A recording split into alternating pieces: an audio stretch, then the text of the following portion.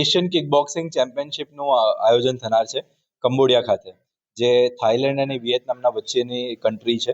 સો ત્યાં કંબોડિયા ખાતે આપણા ઇન્ડિયન 51 મેમ્બર્સની ટીમ જઈ રહી છે અને ઘણી ગર્વની અનુભવું છું મેં અહીંયા કે આપણા ગુજરાતના 4 પ્લેયર્સ એમાં પાર્ટિસિપેટ કરવા જઈ રહ્યા છે, જેમાં સૌથી પ્રથમ ઓમકાર ભાલેકરે જે -69 kg પોઈન્ટ ફાઇટમાં સિનિયર મેલમાં પાર્ટિસિપેટ કરી રહ્યો છે.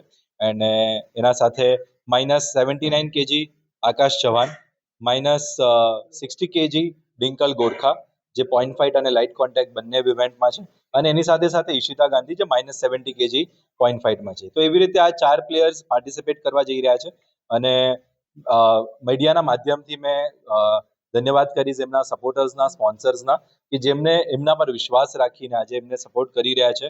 ગ્રેટર ધેન ઓડ્સ, બી બ્રેવન, જસ્ટ જમ્પસ્ટાર્ટ સ્કિલ ફાઉન્ડેશન અને દિયાન ગ્રુપ્સ. સો આવી રીતે આ પ્લેયર્સ એક એશિયન ચેમ્પિયનશિપમાં જનાર છે અને જ્યાં વર્લ્ડ કોમ્બેટ ગેમ્સનું સિલેક્શન છે, જેમાં 6 કેટેગરીઝ ઇન્ક્લુડ છે અને એ 6 કેટેગરીઝમાં આપણે 2 ગર્લ્સ જે છે એમની કેટેગરીઝ બી એમાં સામેલ છે. તો જો આ 2 ગર્લ્સ મેડલ્સ લઈને આવશે તો એ લોકો વર્લ્ડ કોમ્બેટ ગેમ્સ જે ચાઇનામાં આયોજન જે થશે તો એના માટે બી એ લોકો ક્વોલિફાય કરી શકશે.